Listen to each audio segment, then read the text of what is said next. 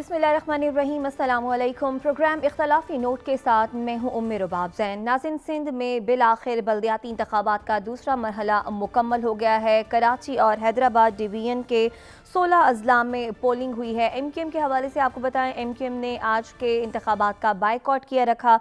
Peoples party, Pakistan Tehreek Insaf और जमात इस्लामी के दरमियान कड़ा मुकाबला हुआ। टर्न आउट की अगर बात करें तो टर्न आउट कम रहा, जिसका क्रेडिट MQM पाकिस्तान ले रही है और वो कह रही है कि जनाब आज का दिन एक खामोश रेफरेंडम है।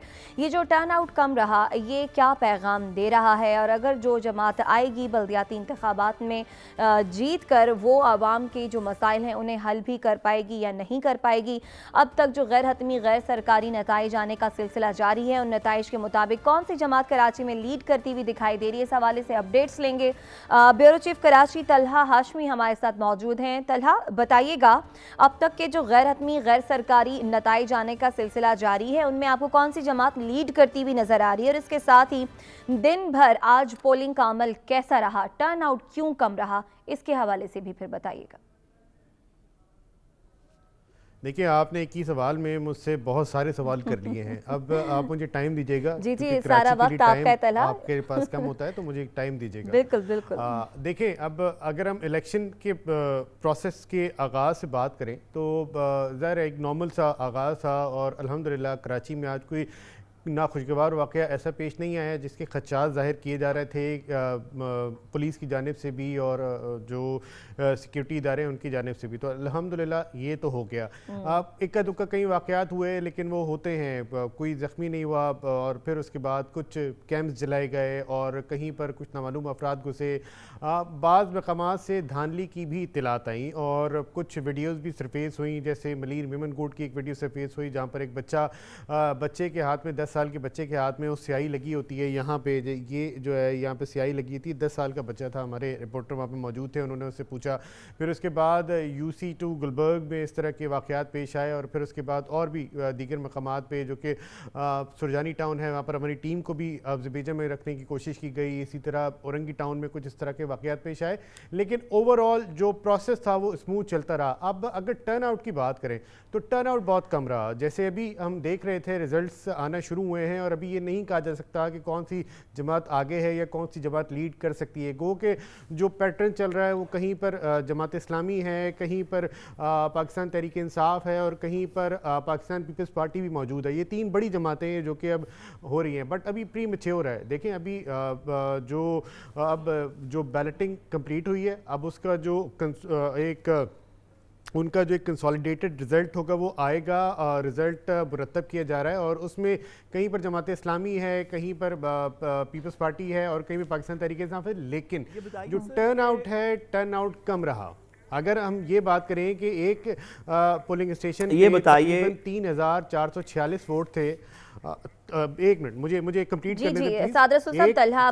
पोलिंग स्टेशन पे अगर 3460 के करीब वोट थे और वहाँ पे जो जीतने वाला उम्मीदवार है वो अगर 260 वोट लेकर जीते तो हम इससे टर्न आउट का अंदाज़ा लगा सकते हैं। बाज़ जगहों पे टर्न आउट 10% से 12% रहा और अगर मैक्सिमम कराची की बात की जाए तो बहुत कराची में टर्न आउट हुआ तो 15 से 20% हो सकता है, जो कि इलेक्शन कमीशन के ज़राए मुझे बताते हैं, लेकिन ये भी कंफर्म होना है।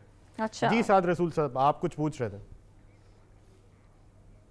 जी तला साहब, इफ़ेक्टिव इशू तो स्लाइटली डिफरेंट। आपने जो बात की, बात तो दुरुस्त है, टर्नआउट कम है, बट हमने देखा कि लोकल बॉडी इलेक्शंस जब भी जनरल इलेक्शन के साथ ना हो पाकिस्तान की तारीख के अंदर, टर्नआउट जो है वो 20% से तकरीबन कम ही रहा। इफ़ेक्टिव सवाल जिसको नैरेटिव बिल्डिंग इस वक्त एक की जा रही है MQM की तरफ से, वो ये है कि वरना तो ये टर्नआउट जनरल इलेक्शन की तरह कुछ 40% के ऊपर होता, क्योंकि MQM पार्टिसिपेट नहीं की, इसलिए लोगों ने, जो MQM का वोटर है वो पोल्स पे आया ही नहीं। वो आना चाहता था, वो आया नहीं क्योंकि MQM उनकी पार्टी पार्टिसिपेट नहीं कर रही थी, इलेक्शन बॉयकॉट में था। इस वजह से टर्नआउट लो है। कोई आपकी रिपोर्टर्स ने आपको इस तरह बताया कि लोग डिसग्रंटल्ड हैं कि हम तो करना चाहते थे लेकिन हम MQM के वोटर्स हैं, हम नहीं जाएंगे क्योंकि वो बॉयकॉट कर चुके हैं, या जनरल टर्नआउट लो था?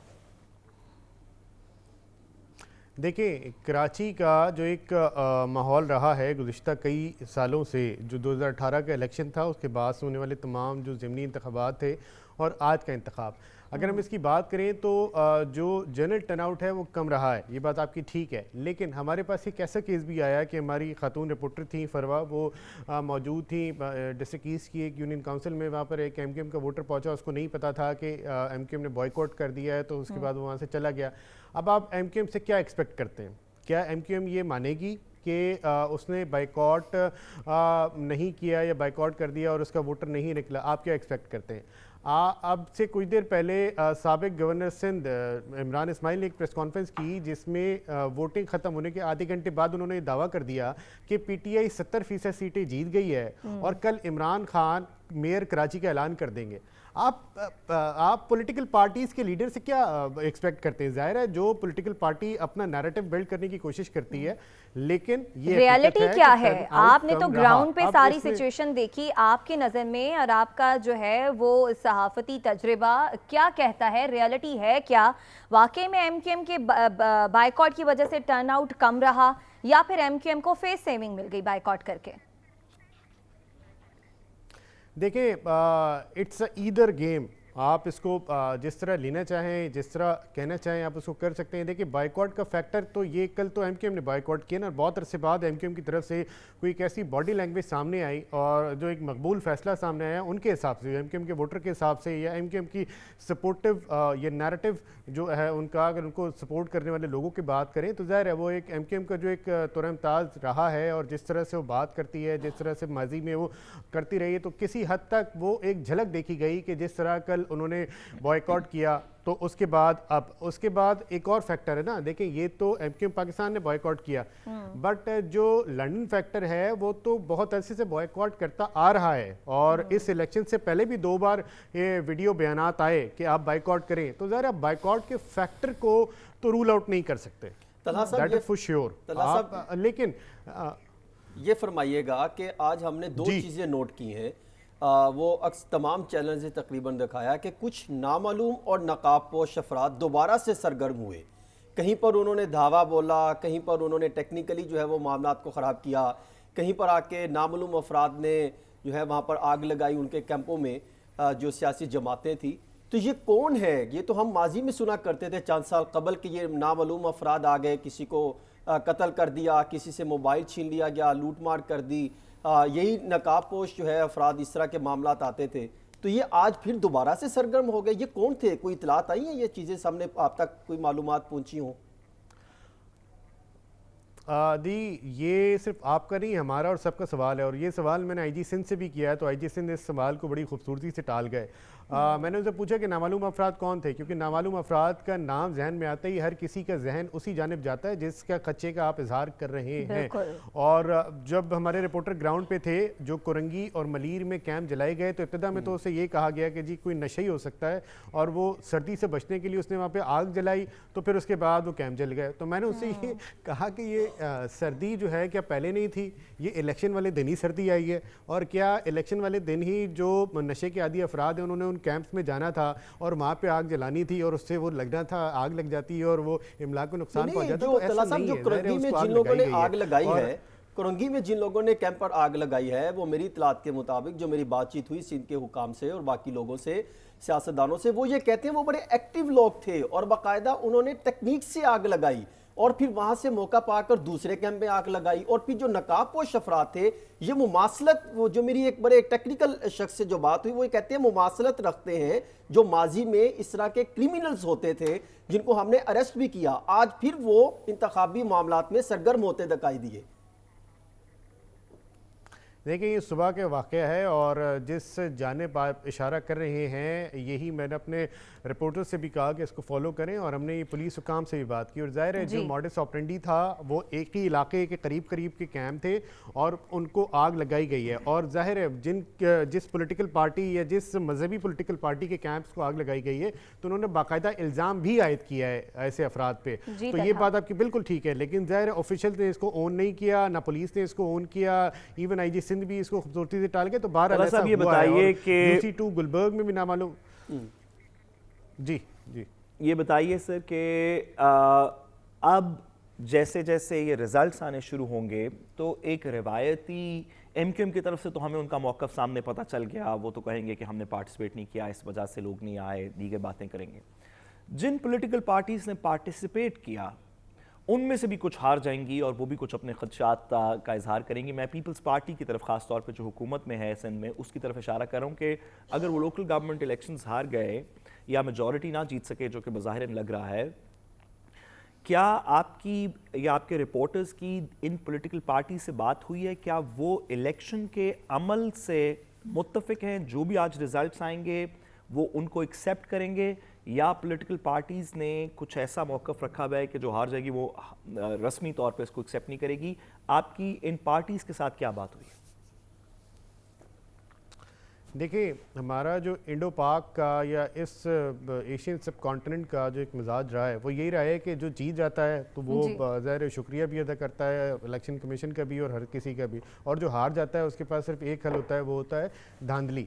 लेकिन बात यह है कि सिंध हुकूमत ये इलेक्शन करवा रही है, पीपल्स पार्टी सिंध हुकूमत में है, वो किस पे इल्ज़ाम आयद करेगी? वो पीपल्स पार्टी वो पीटीआई पे इल्ज़ाम आयद करेगी, जो कि सूबाई वज़ीर इत्तलात शरजील मेमन साहब ने किया कि पीटीआई ने धांधली की है। इसी तरह पीटीआई ने इल्ज़ाम आयद किया कि पीपल्स पार्टी धांधली कर रही है। ये रहता है। लेकिन लेकिन लेकिन एक चीज़ मैं कंप्लीट कर लूँ कि अभी हमें ये नैरेटिव बिल्ड करने की ज़रूरत नहीं है, जैसे हम कह रहे हैं कि शायद पीपल्स पार्टी हार जाए या शायद पाकिस्तान तहरीक इंसाफ लीड ले जाए, या यहाँ पे जो ये बात नहीं है, आप कह रहे हैं कि अभी तक जो है वो सिचुएशन क्लियर नहीं है। मेरी बात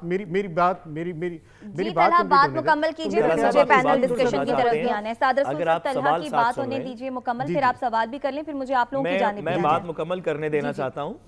जी, मैं मुकम्मल करने देना चाहता हूँ, लेकिन अगर तलहा साहब सिर्फ सवाल को मैं क्लैरिफाई कर सकूँ। सर, वी अंडरस्टैंड कि लोग इस तरह की बातें करेंगे। मेरा आपसे सवाल ये है कि क्या जनरली पॉलिटिकल पार्टीज़ ने जिन्होंने पार्टिसिपेट किया उन्होंने आज के इलेक्शन को जनरली आपके ख्याल में, आपके रिपोर्टर्स के कॉन्टैक्ट्स के अंदर, क्या उसको वो एक्सेप्ट कर रहे हैं कि एक इलेक्शन है जिसका जो भी रिजल्ट आएगा वो रिजल्ट हम सबको काबिल कबूल होगा? नैरेटिव बिल्डिंग तो बाद में होती रहेगी जो लोग करेंगे। क्या जनरली ये आज का पॉस्चर लगा है तमाम पॉलिटिकल पार्टीज़ को आपको, या कोई इसमें से डिविएट कर रही है? देखिए, मुझे एक बात बताएं, उनके पास ऑप्शन क्या है? गुज़िश्ता रोज़ तक यहाँ पर ये नहीं पता था कि इलेक्शन होगा या नहीं होगा। इलेक्शन कमीशन ने हुक्म दिया, जो सिंध हुकूमत ने कहा कि इलेक्शन हम करवा लेंगे, इलेक्शन हो गया। अब इलेक्शन के रिजल्ट को मानने के अलावा क्या ऑप्शन है? ठीक है तलहा, बहुत शुक्रिया। ब्यूरो चीफ कराची तलहा हाशमी हमारे साथ मौजूद थे, और आपने कहा कि अगर कोई जमात हार जाती तो उसके पास इसको नताइज को तस्लीम करने के अलावा कोई ऑप्शन नहीं होगी। हसन, अभी तक जो नताइज सामने आ रहे हैं, तलहा हाशमी ने कहा कि अभी तक ये नहीं हम कह सकते कि कौन सी जमात यहाँ पर लीड करती हुई दिखाई दे रही है, क्योंकि सभी जमातों के हवाले से अपडेट सामने आ रही हैं। कोई कहीं से लीड कर रही है तो कोई कहीं से। इस वक्त एमक्यूएम भी प्रेस कॉन्फ्रेंस कर रही है, और वही बात जो कम टर्नआउट की हम कर रहे हैं कि वो कह रहे थे कि आज जो है वो रेफरेंडम का दिन है आवाम के लिए।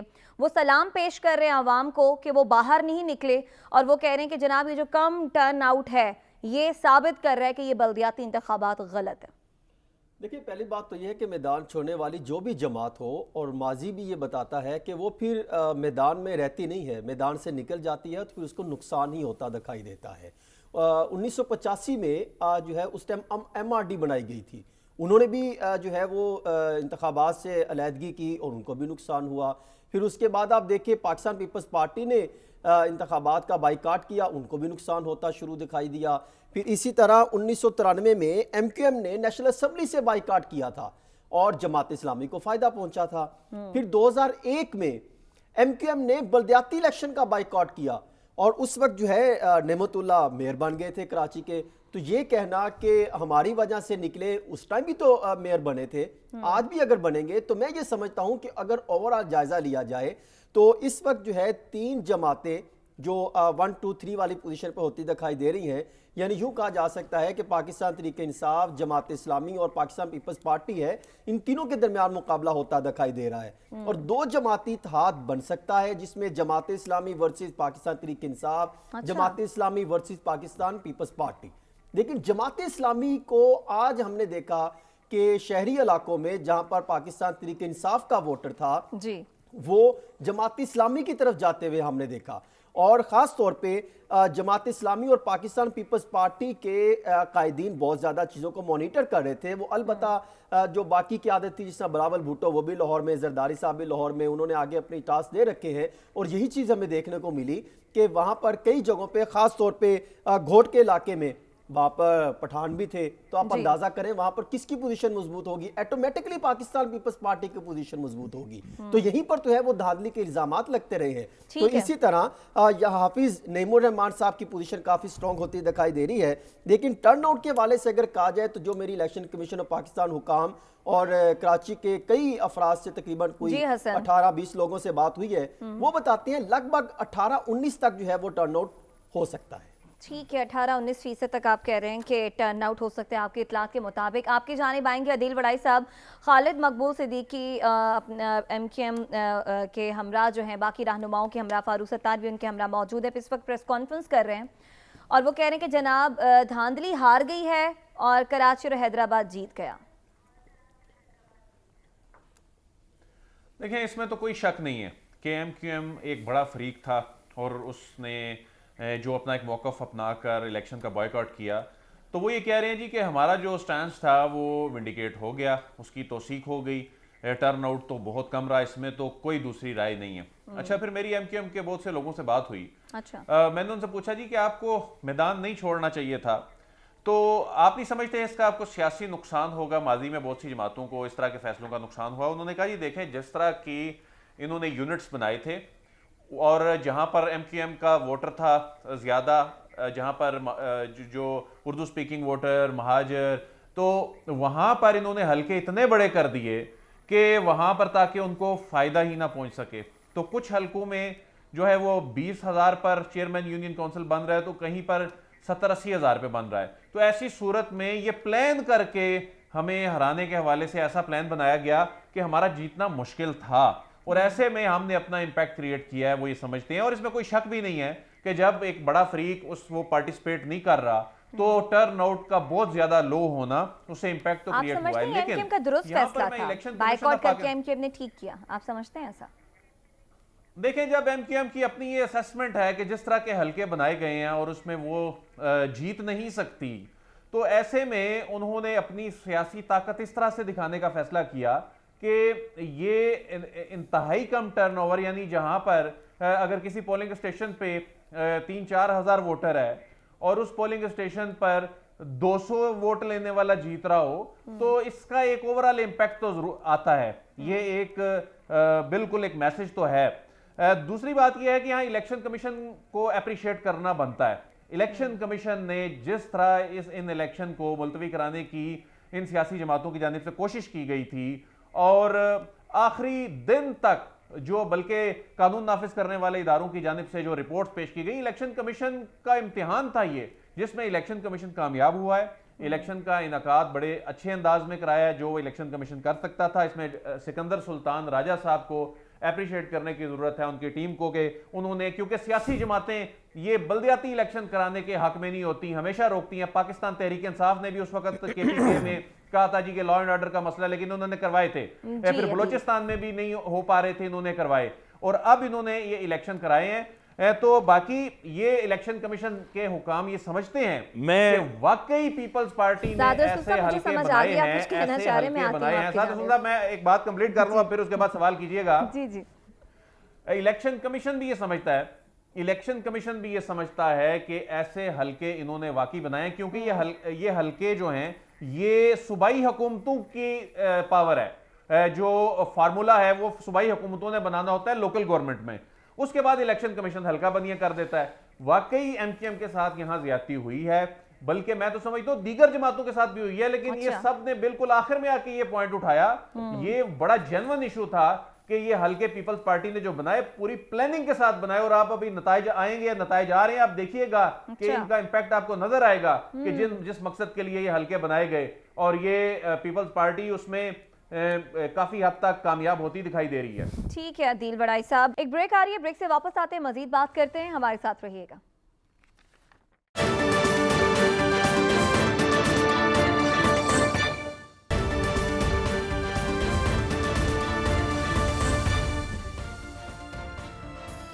वेलकम बैक नाज़रीन। ब्रेक पर जाने से पहले साद रसूल साहब आप बात कर रहे थे, बात मुकम्मल कर लीजिएगा। जी, मैं ब्रेक पे जाने से पहले अदील वड़ाइच साहब की बात में हाँ मिलाना चाहता था, जो उन्होंने कहा कि वाह वाह वाह क्या इलेक्शन कमीशन ने कारकर्दगी कर दी, और ख़ास तौर पे चीफ इलेक्शन कमिश्नर साहब का नाम लेके उन्होंने फरमाया कि क्या बात है, हमें बहुत ज़्यादा सराहना चाहिए। मैं तो कहता हूँ कि कोई तमगा शमगा दे दें अदील वड़ाइच साहब, कोई तमगा जुर्रत, कोई सितारा बसालत, कोई इस तरह की चीज़ उनको दें कि उन्होंने इलेक्शन करवाए। बल्कि अगर हम इसी मौके पे हैं तो जो काम आइन में किसी का लिखा रिस्पॉन्सिबिलिटी है कि उसको पैसे इस चीज़ के मिलते हैं कि वो काम करेगा, उन सब लोगों को आप थोड़े से को तमगा शमगा दें जो अपने काम खुद कर रहे हैं। मैं आप आज हम अपनी नौकरी पे आए हैं, हमने अपना काम किया, इस चीज पे हमें भी कोई तमगा मिलना चाहिए, क्योंकि अगर हम इस बात के ऊपर लोगों की तारीफ करना शुरू कर दें अपनी नौकरी पे आ रहे हो और काम आपको के आपको बात जा रही हो, उस रास्ते में रुकावटें डाली जा रही हो, बात पूरी होने देना, आप अपना काम कर लें तो फिर आपका तमगा बनता है, फिर आपका तमगा बनता है। कितनी रुकावटें डाली गई इसमें? भाई अगर आप 5 बंदों की एस्कॉर्ट के अंदर चलते हैं, बुलेट प्रूफ गाड़ी आपके आगे पीछे है, रेंजर्स आपके आगे पीछे चलते हैं, और आप कह रही हैं कि उनको काम करने से रोका जा रहा है, उनको आइन में रियासत पैसे इसलिए देती है कि आप इलेक्शन करवाएंगे। अगर किसी भी शख्स को, मैं कहता हूं बहुत अच्छी बात है, शुरू करें एक सिपाही से, पहले तारीफ करें उस सिपाही की जो ट्रैफिक पे खड़ा हुआ है कि यार क्या बात है, बड़ा मुआशरे ने तुझे रोका और तूने अपना काम कर दिया, आज तू नौकरी पर सुबह आया, फिर थानेदार के पास आए, फिर पटवारी के पास आए। मैं कहता हूं सब लोगों को अगले 14 अगस्त के अंदर थोड़े से सितारे लगाएं, ताकि चीफ इलेक्शन कमिश्नर साहब को भी लग सके कि अल्लाह का शुक्र है कि जिस चीज के लिए कौम उनको पैसे देती है वो उन्होंने काम कर दिया, उसका एक छोटा सा काम कर दिया। मैं अदील वड़ाइच साहब के साथ आपकी बात पे रिकमेंड करना चाहता हूं कि कोई सितारा बिसालत दे इनको। सादसूर साहब, मैं ये भी एक सवाल उठाना चाहता हूं कि चीफ इलेक्शन कमीशन को इस चीज का भी नोटिस लेना चाहिए था और सिंध हुकूमत को ये खत लिखते कि ये नकाबपोश अफराद कौन है, नामालूम अफराद कौन है जिन्होंने आके दोबारा से एक जो है वो रेड सिग्नल को टच किया है, उस पे तो वो सोए रहे हैं, उसके बाद कोई बात उस पर तो उन्होंने बात ही कोई नहीं की। चीफ इलेक्शन कमीशन ने सिंध हुकूमत को इसका नोटिस तक नहीं लिया। करेंगे, शुक्र अदा करें कि उन्होंने ये कर दिया। ठीक है जी, बहरहाल प्रोग्राम में आगे बढ़ते हैं। गवर्नर के दस्तखत ना करने के बावजूद पंजाब असम्बली जो है वो आइनी तौर पर आज खुद तहलील हो गई है, और असम्बली की तहलील के बाद निगरान सेटअप के अमल का भी आगाज़ हो गया है। आज साबिक वज़ीर आज़म इमरान खान की परवेज़ इलाही से मुलाकात होनी है। साबिक सदर आसिफ अली जरदारी भी अपनी कुछ तजावीज़ लेकर पंजाब में लाहौर में मौजूद हैं। उनके हवाले से भी बताया जा रहा है कि शहबाज शरीफ भी मुलाकात करेंगे वज़ीर आज़म साबिक सदर आसिफ अली जरदारी से।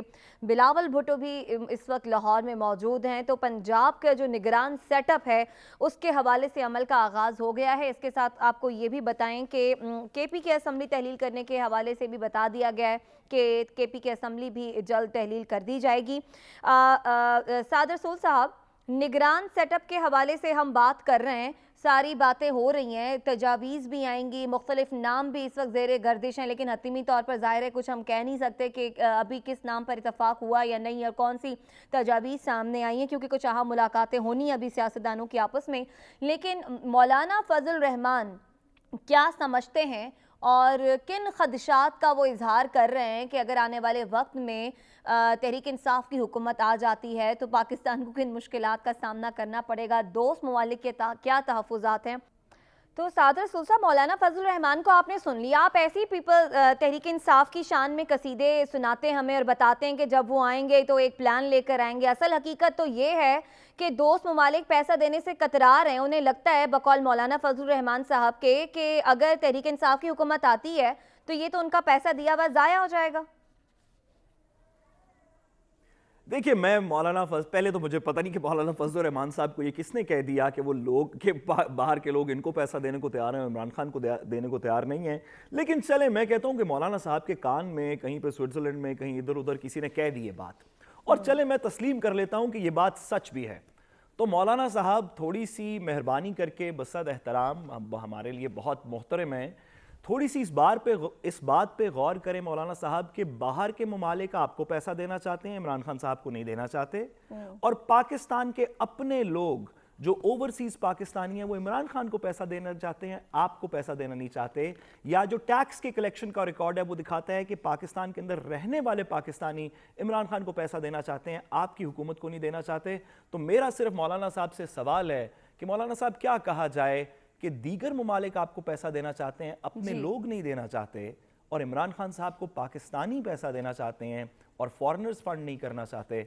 बस कम समझे को कम कहे को ज़्यादा समझें। मैं मौलाना साहब की हुजूर में सिर्फ इतनी सी गुजारिश करना चाहता हूं। ठीक है जी जनाब, ब्रेक की जानिब बढ़ रहे हैं। ब्रेक से जब वापस आएंगे तो ऐसी कौन सी टेंशन साबिक वज़ीर आज़म इमरान खान देने जा रहे हैं शहबाज शरीफ साहब को, जिसके बाद उन्हें नींद की गोली खाना पड़ेगी। अदील बड़ाई साहब, आपसे ये मैंने जाना है।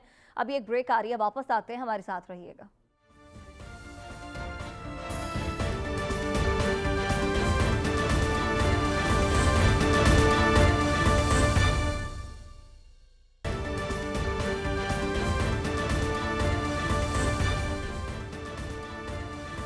वेलकम बैक नाजरीन। हसन, आपकी जानिब में आऊंगी कि निगरान सेटअप में कौन कौन से नामों पर गौर हो रहा है। आपके पास इस हवाले से कुछ खबरें भी हैं, लेकिन अदील बड़ाई साहब के पास मुझे जाना है और जानना है कि इमरान खान साहब ऐसी कौन सी टेंशन देने जा रहे हैं वजीर आजम साहब को, जिसके बाद उन्हें सोने के लिए नींद की गोली खाना पड़ेगी। देखें, वो टेंशन तो उन्होंने दे दी, वो इस तरह से कि पंजाब में इलेक्शन होने जा रहा है और पंजाब में इलेक्शन होने जा रहा है, पंजाब नून लीग का गढ़, और नून लीग के बड़े हैं काबीना के अंदर या जो एक दो बड़े लोग हैं वो हैं बैरून मुल्क में। कैंपेन कौन चलाएगा? क्या वजीर आजम साहब रिजाइन करेंगे? क्या इनकी काबीना के अहम वज़रा रिजाइन करेंगे? इस वक्त तो ये मसला बना हुआ है कि कैंपेन चलाने के लिए इनके पास बंदा ही नहीं है। तो मरियम नवाज साहिबा आ तो रही हैं पाकिस्तान से लोगों को। मरियम नवाज साहिबा अकेली कैसे कैंपेन चलाएंगी? जाहिर है पंजाब का जो मैदान है ये कोई छोटा मैदान तो नहीं है, ये कोई मामूली जंग नहीं है।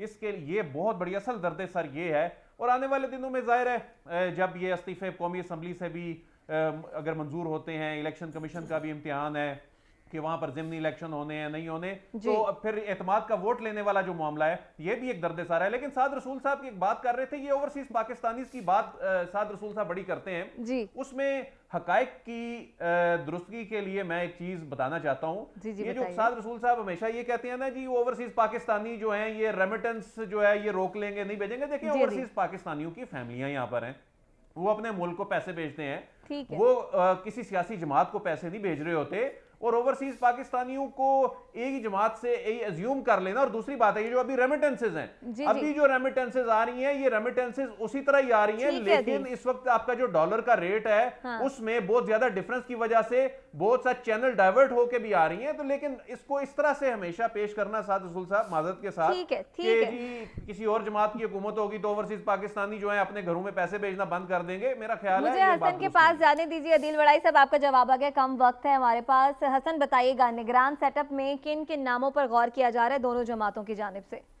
देखिए इमरान खान साहब ने जो मास्टर स्टॉक खेला है इससे पीडीएम जमातों की जहाँ पर नींदें हिर गई वो सियासी मुखालफिन रुस्वा हो गए हैं। अभी आपने मौलाना फजल रहमान साहब का शॉट सुना, शहबाज शरीफ साहब की जो है वो उनकी पोजीशन देखे, मुस्लिम लीग नून की तमाम जिस तरह 93 में नून लीग माने या ना माने 93 में जिस तरह मुस्लिम लीग नून जिस तरह पाकिस्तान पीपल्स पार्टी का जो पोजीशन थी वो ख़त्म होती गई पंजाब में, उसके बाद वो कभी खड़ी नहीं हो सकी। आज मुस्लिम लीग नून की यहाँ से इब्तिदा हो चुकी है। अच्छा। और मुझे नहीं लगता आइंदा चंद सालों में मुस्लिम लीग नून पंजाब में जो है वो बेहतर पोजीशन जो है वो बना सकेगी। यहाँ पर तो सिचुएशन रह नहीं गई, यहाँ पे नून लीग वाले मानते नहीं है, उनका कायद लंदन से बैठे इक़दामात दे रहे हैं, खुद जो है उनके इलाज सारा कुछ इक़दामात बाहर होते हैं, सरकारी पैसों पे याशिया करते फिरते, और यहाँ पे आवाम रूल रही है, वो किस हैसियत में इनको साथ देंगे?